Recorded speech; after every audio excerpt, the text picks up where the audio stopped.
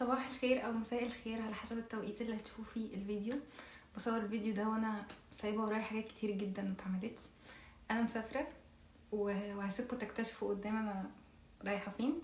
لسه ما جهزتش الشنطه، يعني لسه ما خلصتهاش ورايا حاجات كتير لسه هتتعمل وطيارتي بكره الصبح ان شاء الله. الفيديو ده مش هينزل غير لما هرجع من السفريه ان شاء الله. الفيديو هيكون مختلف عشان مش عاملاه عشان اتكلم عن حاجه، لا انا بشارككم حاجه اول مره في حياتي اعملها، وان شاء الله ان شاء الله ان شاء الله ما تبقاش اخر مره. والفيديو ده الصراحه انا بصوره عشان انا عايزه اسجل اللحظات دي واوثقها ليا اكتر. الحمد لله الحمد لله ربنا كتبها لي. اتمنى تكملوا الفيديو للاخر، والفيديو ده هشارككم فيه مشاعري وهشارككم فيه كل حته انا روحتها هناك. وربنا يكتبها لأي حد طبعا. حاجة أكيد كلنا نفسنا فيها. بس وكملوا الفيديو للآخر وإن شاء الله تتبسطوا، وبحبكم جدا.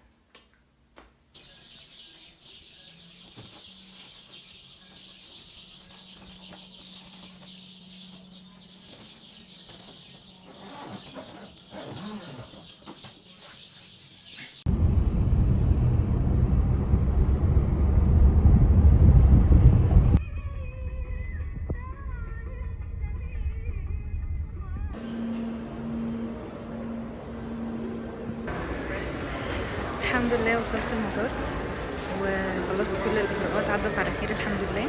بس عايزة أقولكم إن أنا كنت متوترة جدا وضربات قلبي سريعة جدا. مش عارفة، أول مرة في حياتي كنت خايفة كده، ممكن عشان لوحدي وممكن عشان أول مرة، وكنت خايفة إن يحصل أي دروب لا قدر الله يعني. بس الحمد لله عدت على خير، وحاليا أنا قاعدة مستنية الطيارة.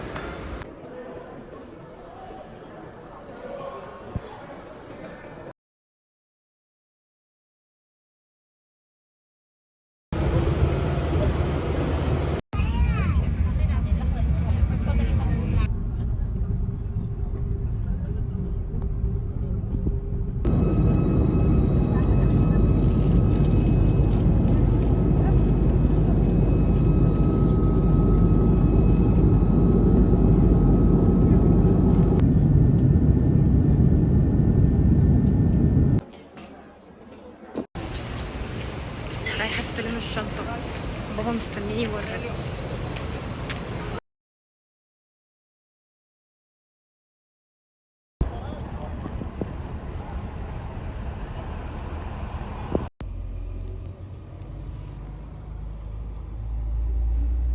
وصلت البيت الحمد لله. عايزة اعرفكم حاجة، انه انا مش هشارك كل حاجة، بس هشارك اول تجربة من كل حاجة، لان انا قاعدة فترة فصعب قوي ان انا اعمل فيديو للفترة دي كلها. فعايزة اتكلم معاكم عن احساسي في الطيارة. انا كنت خايفة جدا في الاول، بس انتوا مش متخيلين المنظر من فوق عامل ازاي بجد. سبحان الله سبحان الله. انا كنت في ميعاد حلو قوي، كنت وقت الغروب، فكانت الشمس تحفة وكنا فوق السحاب. يعني انا مش عارفة اوصف اللي انا شفته بكلام، يعني بجد سبحان الله سبحان الله بجد. فزي ما قلت لكم ان انا هشارك معاكم تجربتي في اول كل حاجة، فما تزهقوش مني وكملوا الفيديو للاخر عشان انا مبسوطة ومتحمسة، واتمنى ان انتوا كمان تتبسطوا.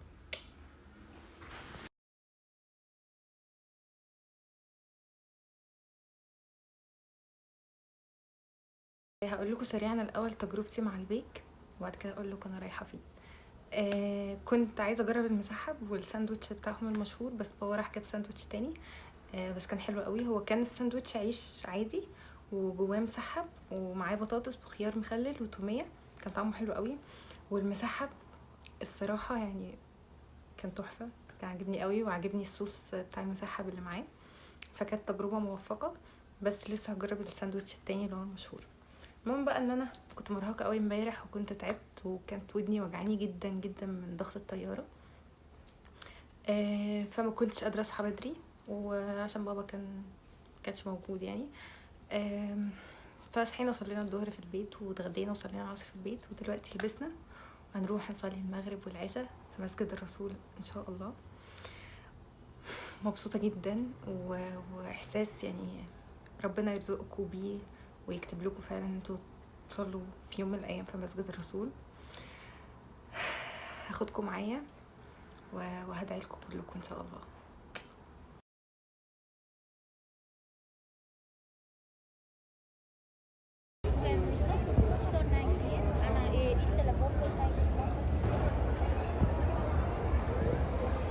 أشهد أن لا إله إلا الله.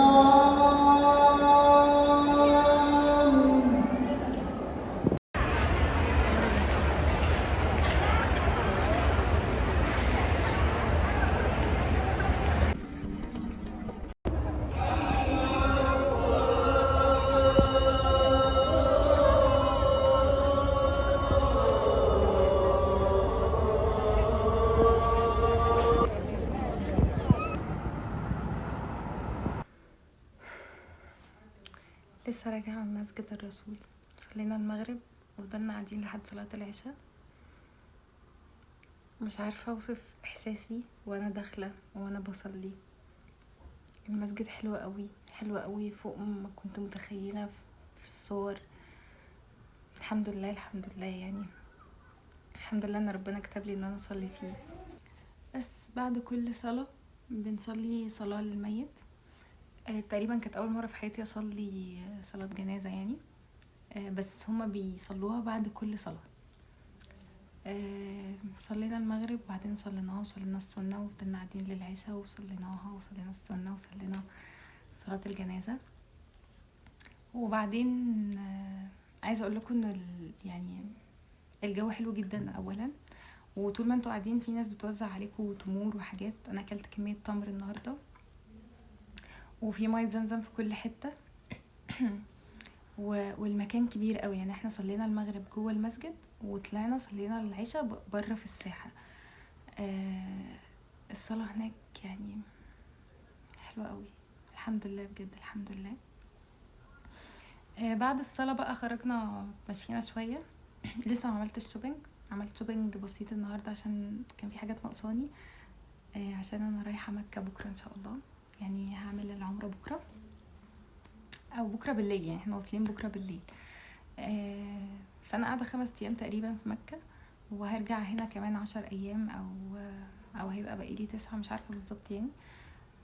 فلما ارجع بقى هعمل الشوبينج بقى، نجيب حاجات لنفسي ولاخواتي ولاصحابي ان شاء الله ان شاء الله باذن الله من غير مقاطعة. بس المفروض ان انا هنتحرك بكرة نروح على مكة وهاخدكم معايا. طبعا التصوير هنا مش عايزه اقول لكم قد ايه هو صعب، مفيش اي اضاءه، مش عارفه اثبت الموبايل على ايه، انتوا مش متخيلين احطه على ايه اصلا، بس ما علينا مش موضوعنا. دلوقتي انا لبست وهنزل اصلي. انا لسه في المدينه، هنزل اصلي العشاء في مسجد اسمه مسجد الجمعه. ده اتسمى مسجد الجمعه عشان الرسول صلى الله عليه وسلم صلى في الجمعه. وبعدها هنركب الاتوبيس ونتحرك على مكة ان شاء الله. الطريق 5 ساعات، بنوصل بنحط حاجتنا وبعدين بننزل نعمل عمرة على طول، يعني حاسبين في فندق. مش متخيلة احساسي الصراحة، مش عارفة اوصفه اصلا، حاسة انا لسه مش مصدقة. ربنا يتقبل ان شاء الله، وللمرة المليون بدعي لكم ان ربنا يكتبها لكم كلكم ويكتبها لاخواتي ولاصحابي ولكل حبايبي، وكملوا معايا.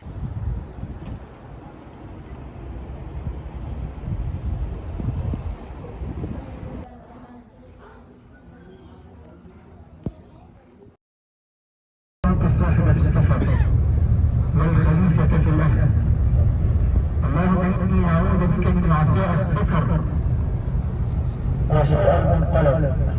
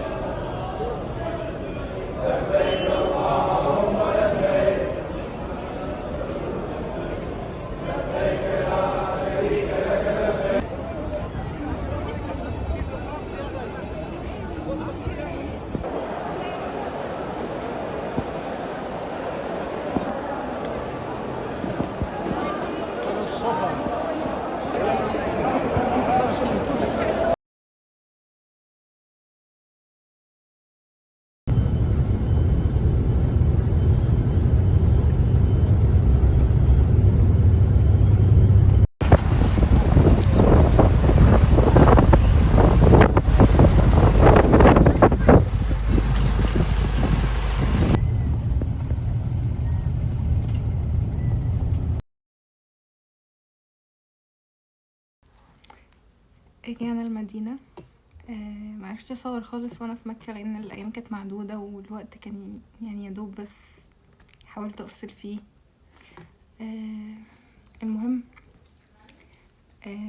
عملت عمرتين الحمد لله، عمرة ليا وعمرة لشخص كمان ربنا يرحمه.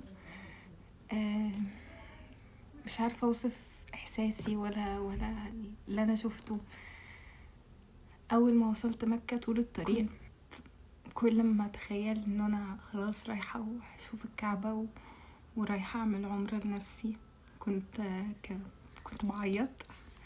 واول ما دخلت الساحة برا وشفت الانوار قبل ما ادخل المسجد جوه هتعيطوا برضو.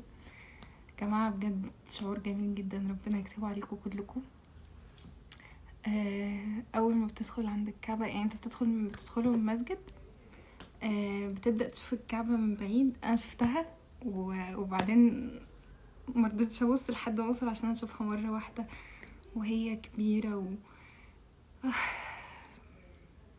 المنظر لا يوصف والمشاعر لا توصف بجد.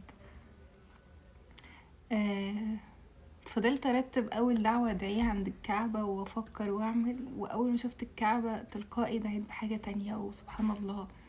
الحمد لله، يعني الحمد لله. بعد العمرة الاولى بنقعد يوم وبعدين بنروح عشان ننوي بقى العمرة التانية، بنروح مسجد التنعيم، بننوي من هناك وبنصلي ركعتين وبنرجع نعمل عمرة. الوقت كان صغير في مكة، ما لفناش كتير، ما عملت الشوبينج من هناك، كل الشوبينج هيبقى هنا. ورجعت الحمد لله المدينة امبارح،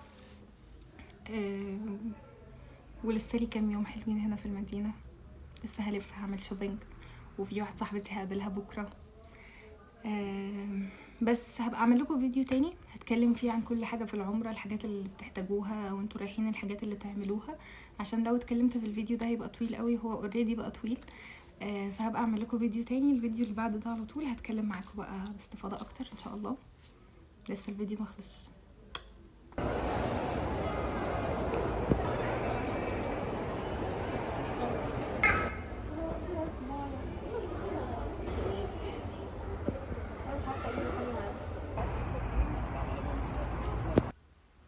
النهارده خرجت مع واحده صاحبتي دي معايا في مصر في الكليه، معايا في نفس التخصص، وكانت هنا في المدينه اجازه، نزلنا خرجنا سوا، رحنا مول، لفينا كتير، كانت خروجه لذيذه قوي الصراحه، ولفيت شويه، عملت الشوبينج، بس اكلنا بره وشربنا حاجه حلوه وتصورنا كام صوره حلوين كده وقعدنا اتكلمنا كتير قوي، فكانت الخروجه لذيذه قوي الصراحه واتبسطت جدا. لسالي هنا اسبوع بالظبط، هنزل بقى اعمل الشوبينج، وكان في كام مكان في المدينه بابا عايزني اروحهم لسه، فلسه مطولين مع بعض شويه صغننين ان شاء الله. لسه بقى ما عملتش شوبينج لاي حد، عايزه انزل اعمل شوبينج لاصحابي، اجيب لهم هديه، ولاخواتي وللاطفال بتوعي اللي محدش وحشني في الدنيا قدهم، ولنفسي. مش هنطول، معادش كتير، استحملوني.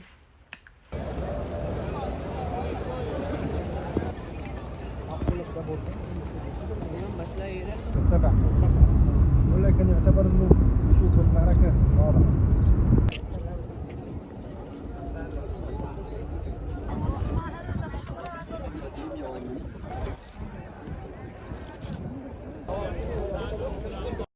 حي على الفلاح.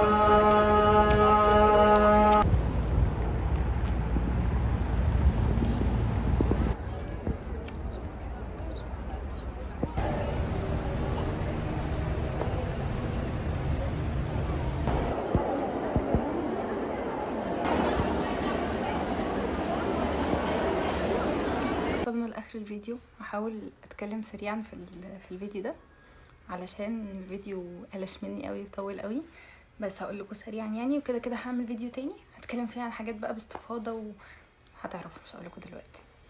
المهم الايام اللي فاتت رحنا زيارات، رحنا عند جبل احد. كان حلو قوي، كان في ناس كتير وطلعوا من فوق وشفنا قبر سيدنا حمزه، ورحنا صلينا في مسجد قباء. والفيديو الجاي هتكلم معاكم على حاجات على مسجد قباء وهقول لكم عليها يعني. كان حلو قوي برضو ما شاء الله. ورحنا صلينا في مسجد القبلتين، وفي الفيديو الجاي هكلمكم برضو عنه وهقول لكم ليه اسمه مسجد القبلتين. ورحنا السبع مساجد هكلمكم عنه برضو، هكلمكم عن كل حاجه في الفيديو الجاي. والحمد لله بعد عناء دخلنا الروضه الشريفه، لان هي بحجز، وبقالي كذا يوم كنت بدخل عشان احجز، ما كنتش عارفه، وعلى ما عرفت ما كانش في اماكن خالص، بس في باب معين كده اللي هو باب 21 تقدري تدخلي من عنده. الحمد لله يعني. وبس، وده اخر يوم ليا هنا. انا عارفه ان الفيديو طول قوي، بس اللي عارفه برضو ان انا مش حاسه ان انتوا هتزهقوا، لان انا وانا بصور ما كنتش زهقت من اي حاجه الصراحه، ومفيش فيديو واحد اتعاد، كل حاجه كنت بتكلم بتلقائيه. الحمد لله يعني. كانوا اسبوعين حلوين جدا، وان شاء الله يتكرروا تاني. الفيديو طويل بس حلو، واخداكم معايا في اماكن حلوه يعني. ان شاء الله ربنا يكتبها لكم تروحها كلها. الفيديو انا مصوراه بالموبايل من غير اضاءات، من غير اي حاجه، من غير ستاند، فالتصوير مش هيكون احسن حاجه. المونتاج عاملاه بالموبايل فبرضه مش هيكون احسن حاجه. بس هو الفكره من الفيديو بس ان هو انا كنت عايزه اخدكم معايا في الاماكن دي. بس استنوا الفيديو الجاي هيكون حلو قوي، وهعمل فيه حاجات مختلفه، والمونتاج هيبقى مختلف عشان هرجع لللاب بقى اخيرا، وهكلمكم عن حاجات مهمه جدا جدا جدا. وبس، ده اخر يوم ليا هنا، وطيارتي بكره الصبح. بس الفيديو هيقف لحد هنا علشان طول، وعلشان بكره انا راجعه مصر لوحدي، وهيكون معايا حاجات كتير، فمش هكون قادره اصور، وعشان طويل قوي فعلا. بحبكم جدا، وشكرا جدا جدا ان انتوا كملتوا الاخر، واستنوني في الفيديو الجاي.